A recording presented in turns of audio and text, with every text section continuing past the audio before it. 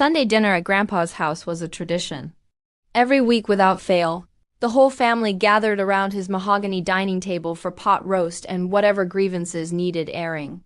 Today, my sister Jennifer had been talking for 30 minutes, straight about her $15,000 performance bonus and the promotion to senior marketing director. Thomas Webb had been Grandpa's accountant for 40 years. He usually didn't join us for dinner, which made his appearance tonight unusual. He arrived carrying his leather briefcase and wearing the same gray suit he worn to every meeting I could remember.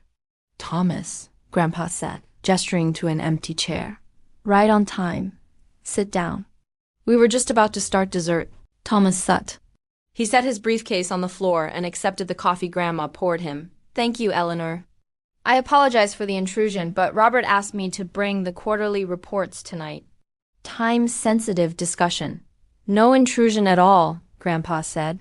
"Family should know what's happening." My mother's smile had frozen. "What's happening?" Thomas pulled folders from his briefcase. 3 of them, each labeled with a name. He handed one to Grandpa, one to me, and kept the third. The quarterly portfolio reviews. Sarah's investments had performed exceptionally well this quarter. I wanted to discuss the results while Robert was here to witness. Jennifer had gone completely still. Her fork hovered halfway to her mouth, forgotten. "Sarah has a portfolio?" "A substantial one," Thomas said, opening his folder. "Current value as of market close. Friday, $3,647,892. That's up 23.4% from last quarter, which significantly outperformed the S&P 500's 6.2% gain." My mother's coffee cup rattled against her saucer. "Sarah has a stock portfolio worth $3.5 million. $3.6 million, Thomas corrected. "Rounding down does her a disservice. The precision matters for tax planning." My father had gone gray. "Robert, what is he talking about?" Grandpa was reading his copy of the report with satisfaction. "I'm talking about the investment account I established for Sarah 8 years ago. She's been managing it herself for the past 5 years with Thomas's guidance. Quite successfully, I might add." 8 years ago," my mother repeated. "Sarah was 21 8 years ago." "She was," Grandpa confirmed. "Smart age to start investing. Give the money time to compound." "How much did you give her?" my father asked. "Initially?" $500,000. Jennifer's fork clattered onto her plate. $500,000? You gave Sarah $500,000? "I did. She turned it into $3.6 million. That's a 620% return in 8 years. Thomas assures me that's exceptional." Thomas nodded. "Most professionally managed portfolios would be thrilled with 400% over 8 years. Sarah's portfolio strategy has been remarkably aggressive and remarkably successful." "Aggressive how?" my father asked. Thomas pulled out spreadsheets. "She weighted heavily into technology stocks in 2018 when they were undervalued. Made significant positions in cloud computing companies before the pandemic accelerated digital adoption. She rode the 2020 to 2021 tech boom, then rotated into defensive positions before the 2022 correction. She avoided the major losses that year, then bought back in at the bottom. It was textbook market timing. You can't time the market," my father said. He worked in finance. He knew the conventional wisdom. "You're correct, most people can't," Thomas said. Sarah did. 5 major rotations in 8 years, each one ahead of market movements. Either she's incredibly lucky or she has exceptional market intuition. "It's not intuition," I said quietly. "I read a lot. Financial reports, economic indicators, industry analyses. I spend about 15 hours a week researching markets." 15 hours a week, Jennifer said. "On top of your job?" "Yes." "What job?" "You work at that nonprofit. You make what, $38,000 a year? $41,000 now. I got a raise in January." "You make $41,000 a year and have a $3.6 million stock portfolio?" Her voice had gone shrill. "The portfolio generates approximately $87,000 annually in dividends," Thomas said. "Sarah reinvests most of it, but she takes about $25,000 in cash distributions yearly. So your actual annual income is $66,000, my father said slowly. Before taxes, yes, My mother was gripping the edge of the table. Dad, why would you give Sarah $500,000 and not Jennifer? Because Jennifer didn't need it, Grandpa said simply. You've been supporting Jennifer financially since she graduated college. The apartment you pay for, the car you bought her, the credit cards you cover. I've watched you give her approximately $400,000 over the past 8 years. That's different. My mother protested. That's helping our daughter get established. And I helped Sarah get established differently. I gave her capital and taught her to grow it. She succeeded. Jennifer was reading the portfolio summary now. These positions. You own $340,000 in Microsoft, $280,000 in Apple, $190,000 in Nvidia. Those are the largest positions, yes, I said. When did you buy Nvidia? Initially in 2019 at $47 per share. I've been adding to the position periodically. Current average cost basis is about $83 per share. Nvidia is trading at $487, Thomas said. That position alone has returned approximately 486% since initial purchase. My father was reading over Jennifer's shoulder. You have positions in 23 different companies. This is a full portfolio. It's diversified, I said. Technology weighted, but with positions in healthcare, financials, and consumer goods. Thomas helped me structure it to balance growth potential with risk management. We meet quarterly, Thomas confirmed. Sarah presents her research. We discuss her thesis for each position, and I provide guidance on risk assessment and tax implications. She makes the final decisions. She makes the decisions, my father repeated. She's 29 years old. She's 29 years old with an 8-year track record of beating the market, Thomas said. Age is irrelevant when the results speak for themselves. Grandpa was smiling. Tell them about the Amazon position, Sarah. I hesitated. Do we need to? Yes, tell them. I sighed. I bought Amazon in 2020 during the pandemic sell-off. March 16th, when everyone was panicking. $1,889 per share. I invested $120,000. It's worth $347,000 now, Thomas said. A 189% return in less than 5 years. You invested $120,000 during a pandemic? My mother asked. When the world was ending. When everyone else was selling in panic, yes. The thesis was simple. Pandemic accelerates e-commerce adoption. Amazon dominates e-commerce. Stock was trading below fair value due to fear. I bought. That's insane risk-taking, my father said. That's contrarian investing, Thomas corrected. Buy when others are fearful, sell when others are greedy. Warren Buffett's philosophy. Sarah executed it perfectly. Jennifer pushed back from the table. This isn't fair. I worked 60-hour weeks. I just got a major promotion. I'm making $127,000 a year now, and I'm proud of that. But Sarah's sitting here quietly with a $3.6 million portfolio. You should be proud of your salary, I said. It's a great accomplishment.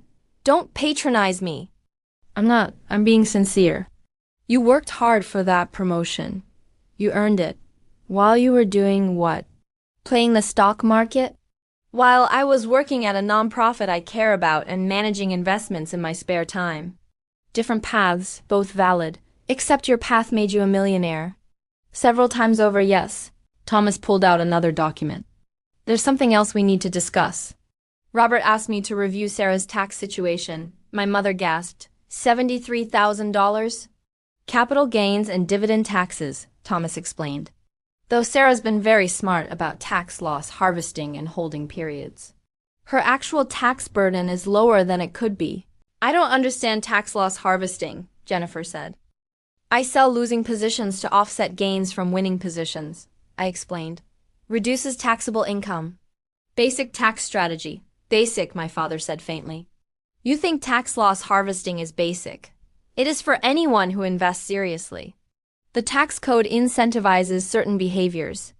I take advantage of them. Grandpa was thoroughly enjoying this. Tell them about the Roth conversion, Sarah. Grandpa, tell them, I exhaled slowly. In 2020, when the market crashed, I converted $200,000 from a traditional IRA to a Roth IRA, paid taxes on the conversion when the market was down. Then rode the recovery in the Roth where all future growth is tax-free. How much is in the Roth now? Thomas asked, though he clearly knew. Approximately $480,000. So in addition to the $3.6 million portfolio, you have $480,000 in a Roth IRA? My father asked. And $190,000 in a traditional 401k from my employer, and $85,000 in cash savings. Total net worth is approximately $4.4 million. The silence that followed was profound. Jennifer stood up. I need air. She left. Through the window, I could see her pacing on Grandpa's back porch, phone pressed to her ear. Probably calling her fiancé to complain. My mother was crying. Not dramatically, just quiet tears sliding down her face. How did we not know about this? Because I didn't tell you, I said. And you never asked. Why would we ask about something we didn't know existed? You could have asked what I was doing with my money, what my financial goals were, how I was planning for my future. You never did, because we were focused on Jennifer, my father said quietly. Her career, her struggles, her needs. Yes, and you just built this quietly? On your own? With Grandpa and Thomas's help, yes. Grandpa set down his report. I'll tell you why I did this.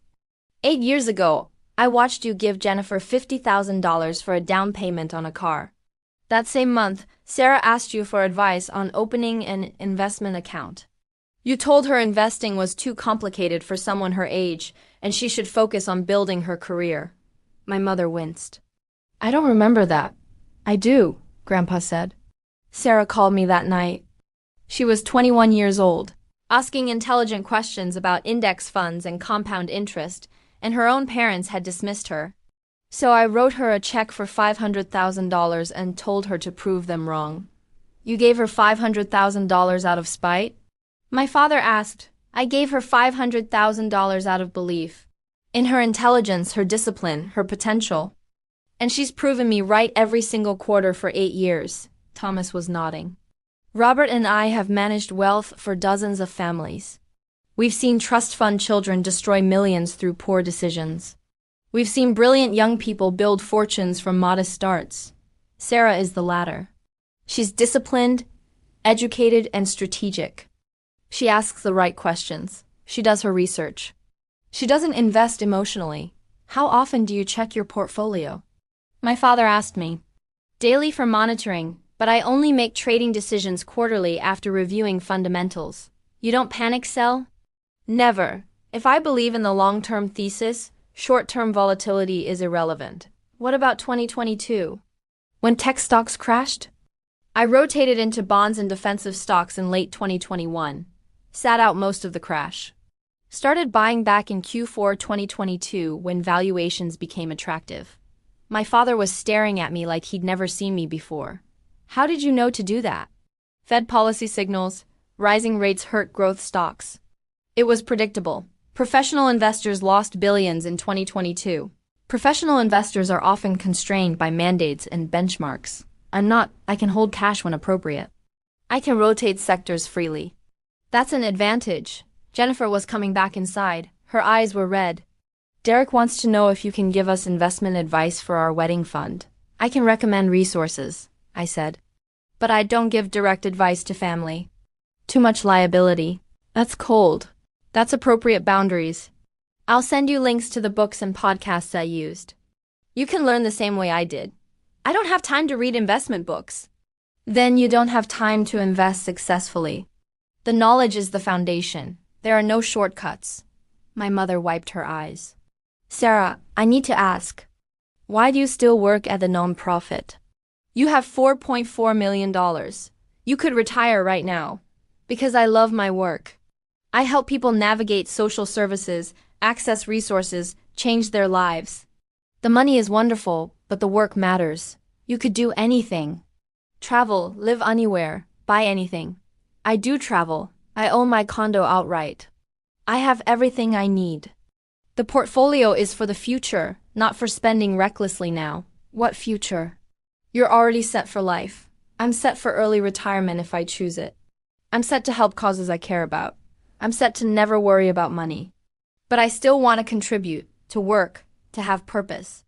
Wealth doesn't replace purpose, Grandpa was beaming. That's my girl.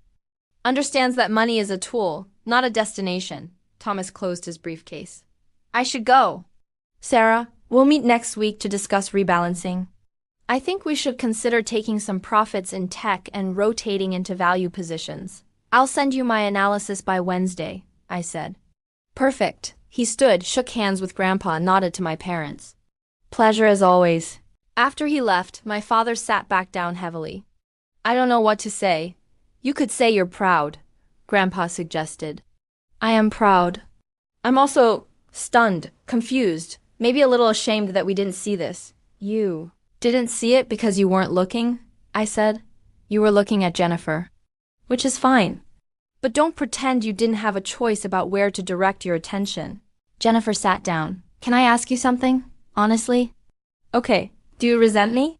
For getting all the attention, all the support. I thought about it. Initially, yes. When I was younger, it hurt to be invisible. But then I realized invisibility had advantages. Nobody questioned my decisions. Nobody tried to control my money. Nobody had expectations. I was free to build something without interference.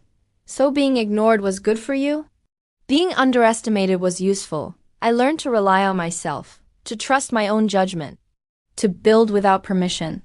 You learn to rely on mom and dad. Different lessons. Your lesson seems better.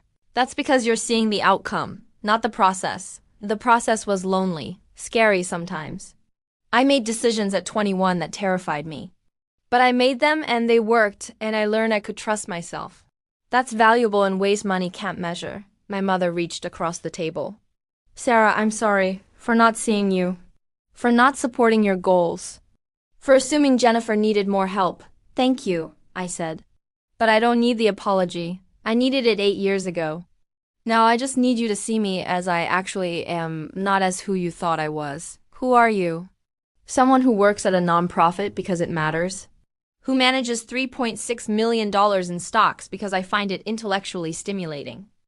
Who lives modestly because I don't need external validation? Who built a fortune quietly because that's how I prefer to operate? Grandpa raised his coffee cup. To Sarah, who proved that the quiet ones are often the most dangerous. Dangerous? My father asked. Financially dangerous, Grandpa clarified. The ones who build empires while everyone else is distracted. The ones who retire at 40 while their peers are still scrambling. Sarah will have financial freedom most people never achieve. That's dangerous to the status quo. Jennifer was quiet for a long moment. Will you teach me how to invest? I can share resources, but you have to do the work. Read the books, listen to the podcasts, research the companies. I can't give you the knowledge. You have to earn it. I can do that. Can you? You work 60-hour weeks. You're planning a wedding. You have a full life. Investing at this level requires time and focus. I'll make time. Okay, I'll send you my reading list tomorrow. Start with The Intelligent Investor by Benjamin Graham. Don't skip chapters, don't skim. Actually read it. I will. And Jennifer, this isn't a competition. My success doesn't diminish yours. We can both thrive, she nodded. I know, or I'm learning. It's just hard to realize my little sister has been lapping me financially for 8 years and I never noticed. I'm not lapping you. I'm running a different race entirely. Grandma brought out pie, apple, my favorite. We ate in thoughtful silence, the revelation settling over the table like snow. My father cleared his throat. Sarah, would you consider... I'd like to understand your strategy better. Could we have lunch sometime, just to talk? About my portfolio? About everything. Your work, your investments, your life. I realize I don't know much about any of it. Okay, but we're not discussing Jennifer. We're not comparing. We're just talking about me. Agreed. After dinner, I helped Grandma clean up. She was quiet, washing dishes with practiced efficiency. You knew, I said, about tonight. That's why Thomas came. Your grandfather wanted everyone to know. He's proud of you. He wanted them to see what he's seen for 8 years. It's going to change things. Things needed changing. You've been invisible long enough. I dried a plate. What if they want money? They won't. Your mother has pride. Your father has his own income. Jennifer has her salary. They're shocked, not opportunistic. You sound certain. I am. I know my family. They're flawed, but they're not mercenary. She handed me another plate. Besides, you're too smart to give them access. Thomas made sure the portfolio structure protects you. She was right. The accounts were solely in my name. No joint ownership. No informal agreements. Clean legal structure. I drove home in my sensible Honda paid off 3 years ago to my modest condo purchased with cash in 2021. My phone buzzed with texts from Jennifer asking about investment books, from my mother apologizing again, from my father suggesting lunch dates. At home, I opened my laptop and checked the portfolio. Up another $14,000 today. A good day in the market. I logged into my brokerage account and reviewed positions, everything performing as expected. No changes needed. Then I opened my personal spreadsheet, the one where I tracked everything. Net worth, $4,387,294. On track to hit $5 million by my 30th birthday in 7 months. Goal, $10 million by age 35. Retire from the nonprofit. Start a foundation. Fund social services programs that actually worked. I get there. I always did. Because while everyone was watching Jennifer climb the corporate ladder, I'd been quietly building a fortune. And now they knew, and nothing would ever be quite the same. But that was fine. I'd learned long ago that being underestimated was temporary. Success was permanent.